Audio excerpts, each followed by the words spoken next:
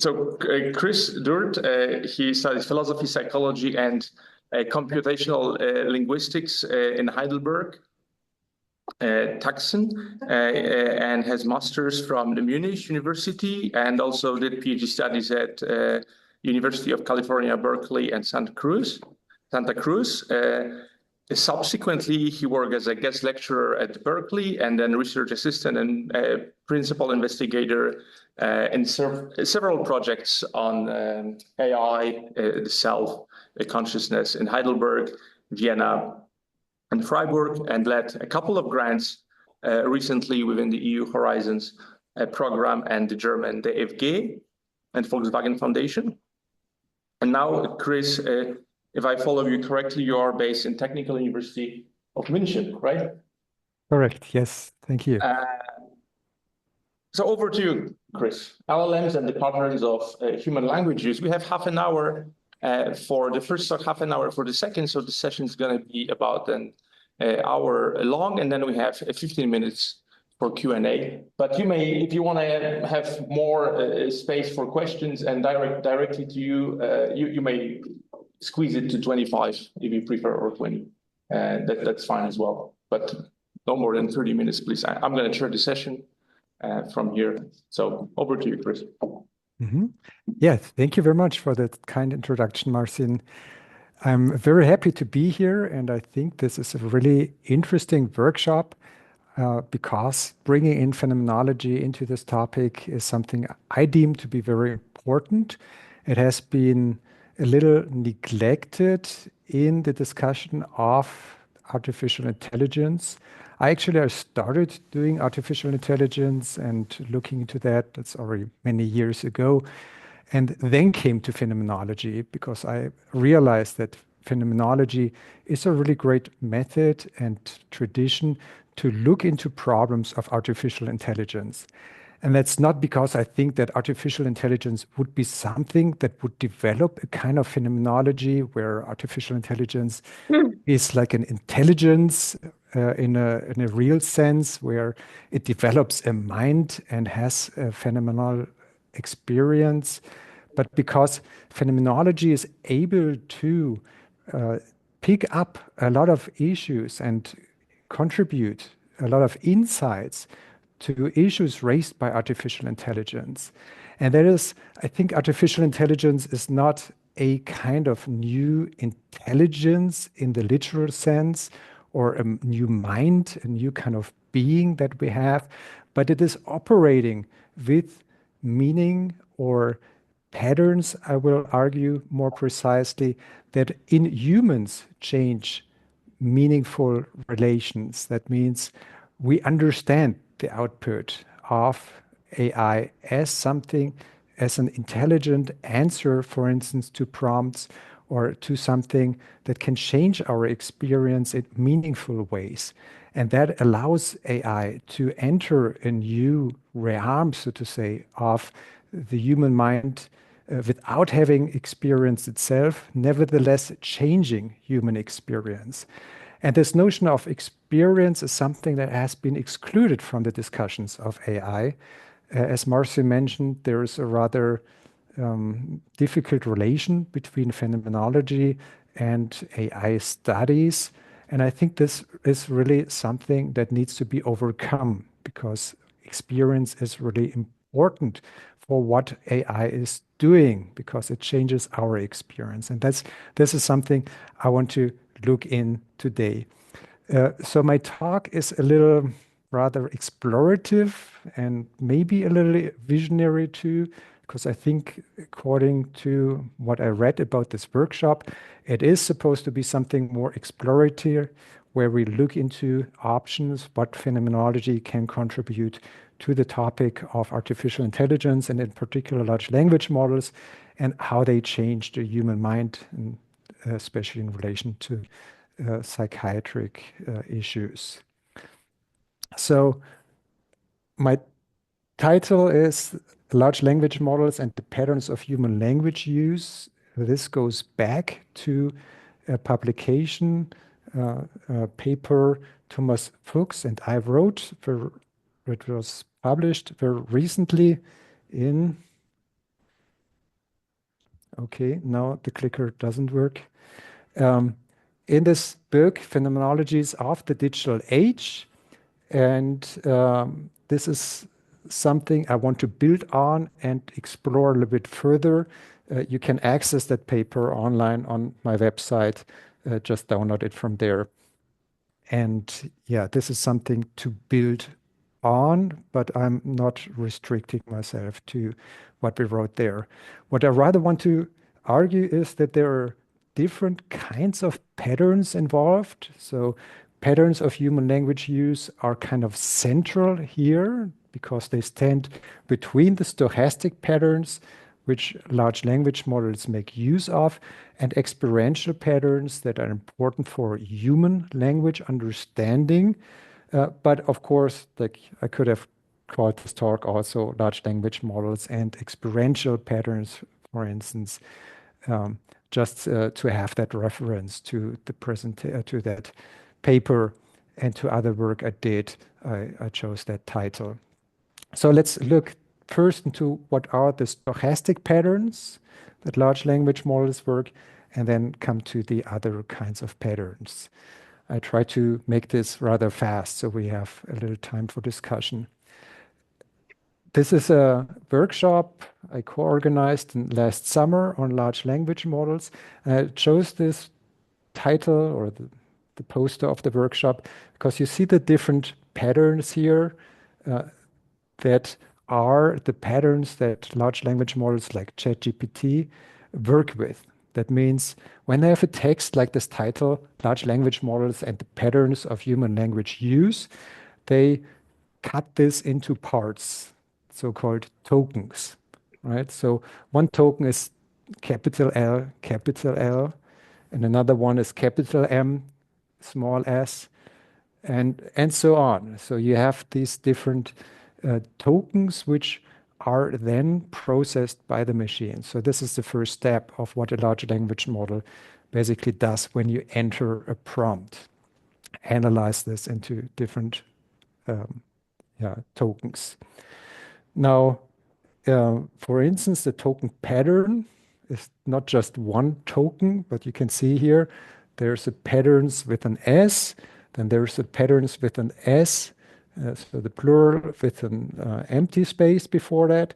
Then you have the capital patterns, then you have the URL patterns, and they have the same with the empty space before, with an underscore. So these are the different ways to write patterns in plural in the token language, so to say, or better to say, token alphabet of large language models. Basically, the tokens are the alphabet, the smallest units large language models work with. And these are the starting point. And you can see, I don't know why a capital L twice is like one token. It's automated processing, of course, that led to those tokens too. There are several methods to do that. The capital M, small s is probably there because miss or misses in English language is used frequently. And of course, those tokens usually they correspond to what humans conceive like as words because those are just the things that are used most in a language. But for the model, it doesn't really matter what the meaning of those is. They're just concerned with like the frequency of their appearance, basically. So for the model, those tokens are numbers. You see that behind here, there were those small numbers. The numbers correspond to the title in the way it is given to a large language model. So here you have just a couple of numbers following each other. And that is what the large language model gets from that text, which is might be a prompt, for instance. So what happens with those tokens next, if you look into that?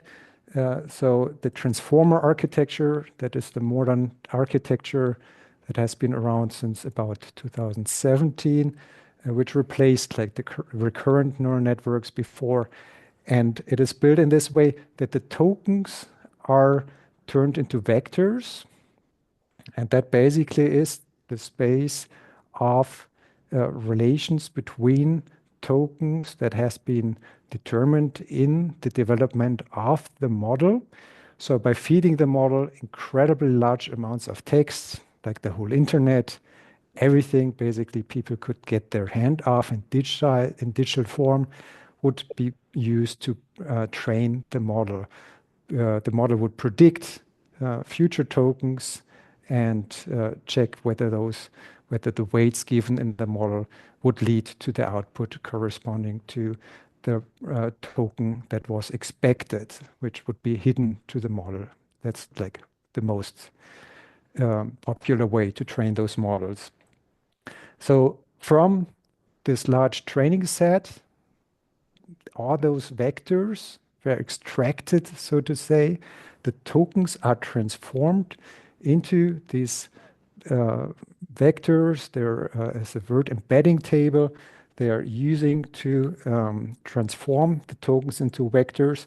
And then from that general input, so to say, we need to still get to the kind of context. People talk about context here, but of course it's like just a statistical context, which means like whatever is put into the context window, so-called context window, which is basically the prompt and it's cut to a certain amount depending on the model.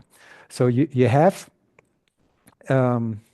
these tokens which are then put into the vector, and some of them are amplified and some of them are diminished in that process, and thereby the input, the prompt becomes determinate for the continuance of the patterns in that for the stochastic patterns from the input, and produce an output that is a good continuation of that input, and depending on additional training is either an answer to the input, or it could even like recognize something from the prompt, or continue the prompt, or whatever kind of task you give to the model.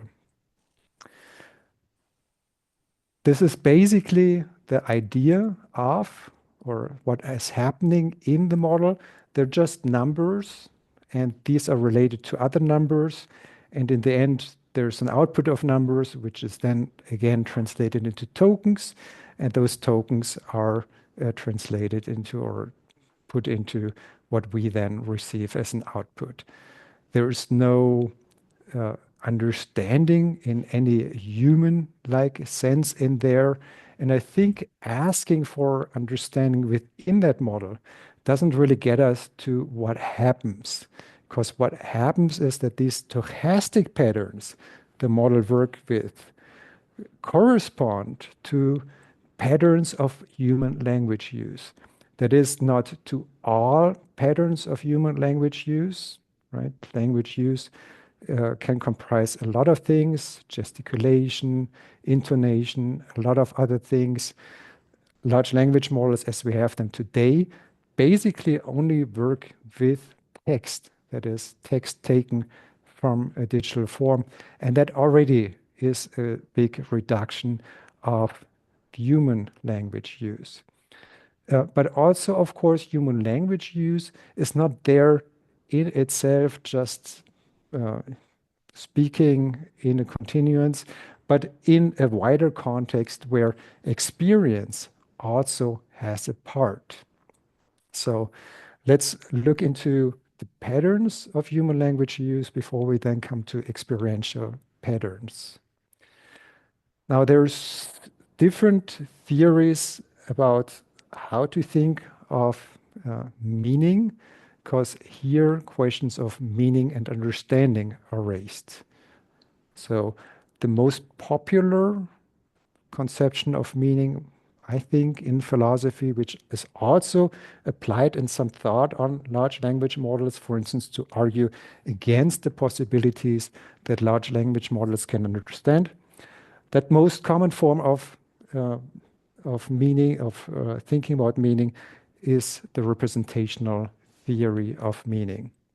And there the idea is the symbols we have in a language, say the words, they represent something, but they don't represent the word directly, rather they represent meaning.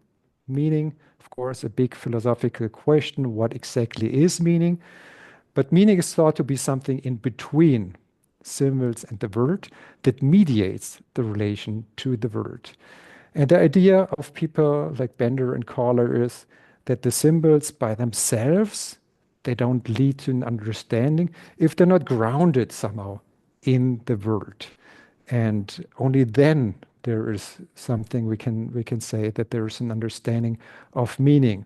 And since large language models are not grounded in the word, they claim they don't have understanding. Now, I think it's true. Large language models don't understand in any human-like sense or comparable sense. But the representational theory of meaning is something I would, from a phenomenological perspective, question. So I think that sometimes representation can have to do with meaning, of course. But I think what we are concerned with in the case of large language models is not just language per se. Large language models don't model language just as language. That was symbolic AI, where we try to model the rules of language, the grammar, and some semantical relations, and thereby come to a form of so-called understanding of the world. But this is not what large language models are doing. Large language models extract those stochastic patterns from a large text corpus.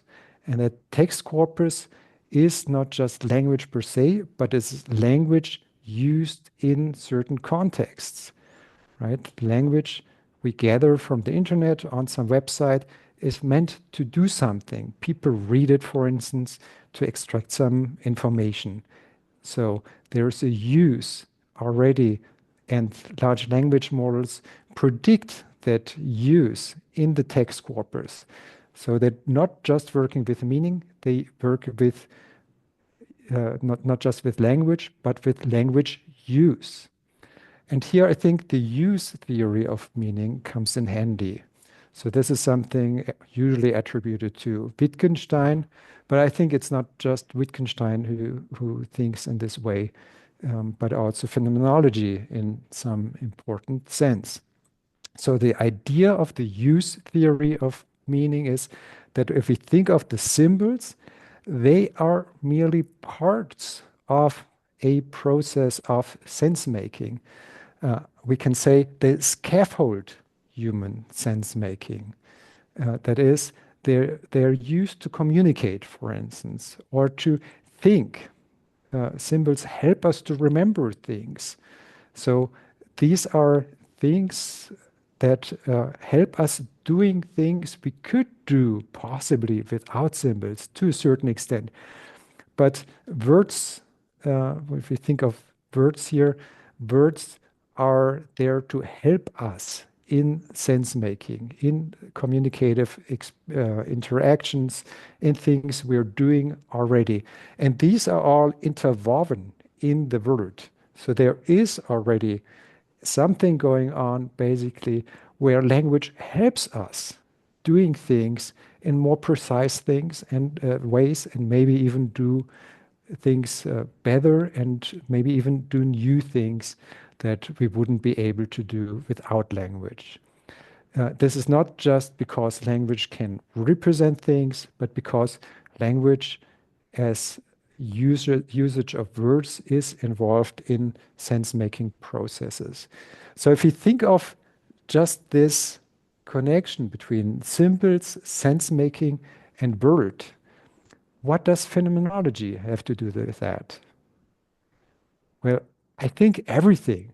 So basically, phenomenology describes or is an important description of that whole interaction, the interplay between symbols, sense making, and word. Phenomenology since Edmund Husserl, who also as a mathematician was interested in symbols and their relations and sense making of how these relate to the world and how they're used in the live world to interact with each other. Henri Husserl conceived of phenomenology as something that also comprises all of these things.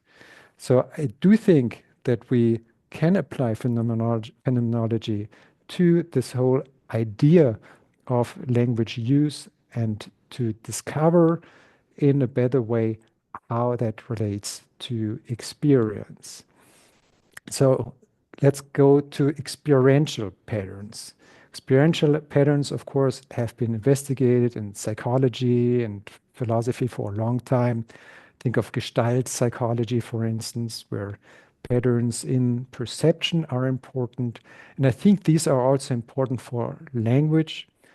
I here want to concentrate, though, on this idea of scaffolding. So if we think of scaffolding, a scaffold used for construction in relation to large language models, then what this large language model here gets from the text input, the prompt, and the text it was trained with is basically only the scaffolds of what humans use when they make sense with language, right? They get the tokens even from the text that was used in the context of understanding. And these tokens then are processed in the models to produce, again, text, which would be like the answer, for instance, to a question. But that text would not be just a meaningful text for the large language model, but merely a scaffold, which we can then use to understand again. This idea has been put forward, or similar ideas have been put forward in phenomenology, and I would just like to point out two instances of how to apply phenomenology to large language models. And this is by Susan Stewart. She claims that cultural language, which is the language we are thinking of when we use words, basically relies on a natural language that is already there in the communication between beings, whether they have words or not. And this goes back to Thomas Reid, of course.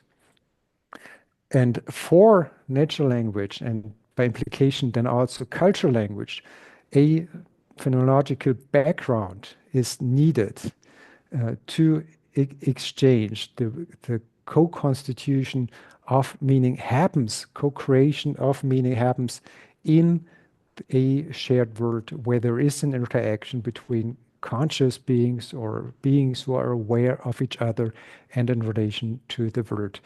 And she argues that because large language models miss that background, they cannot become conscious or understand.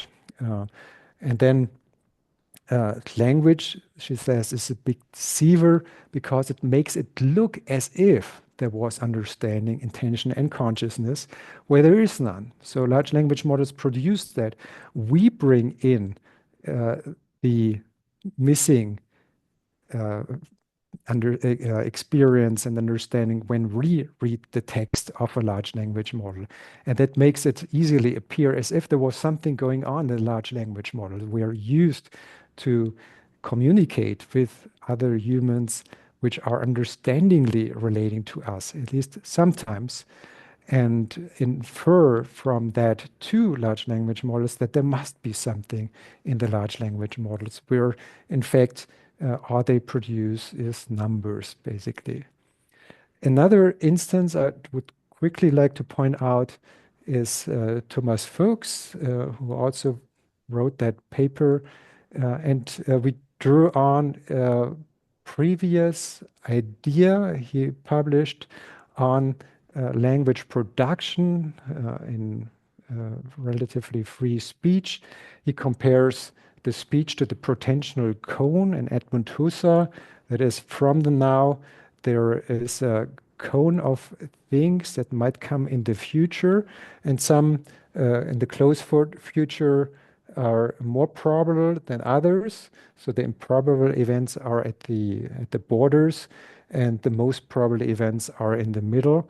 And it's a cone because the more we go into the future, the less we can anticipate what is going to come. Now, there is an anticipation here, not a prediction.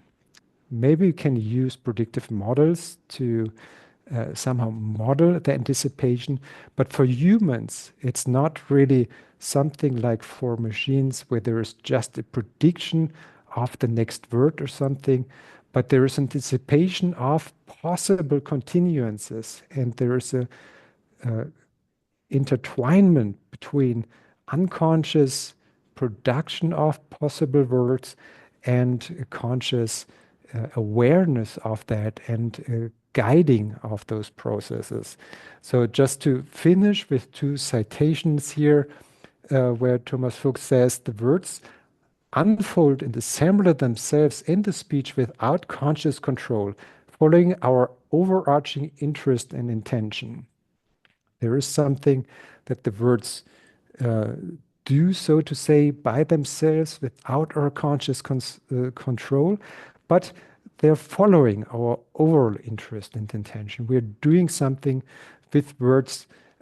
There is a flow which we relate to, but which we also guide. So guiding this complex process that is spanning the intentional arc of the sentence, despite its initial indeterminacy, requires continuous attention because the unfolding of the meaning must not be disturbed by inappropriate associations, incursions, or peripheral perceptions.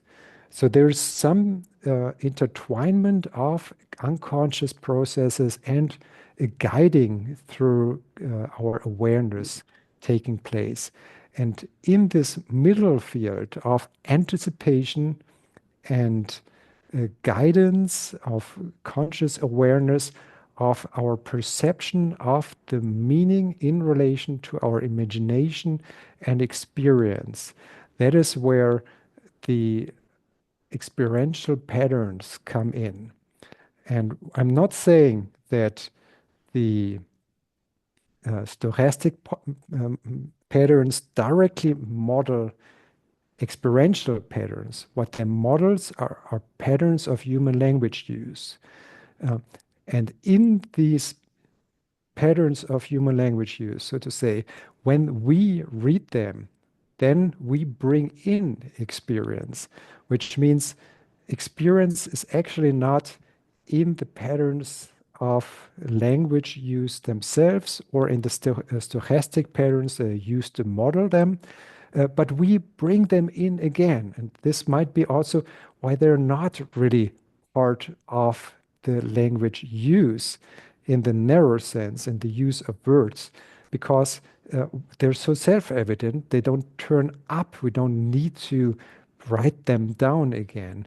And nevertheless, they're important for our understanding. Experience and this process of making sense is very important for understanding language.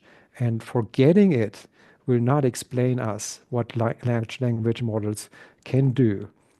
We need to look into the phenomenology of language use to understand better how stochastic patterns can then change our understanding of the world. So thank you very much for your attention. I would like to stop now so we have still 10 minutes for discussion.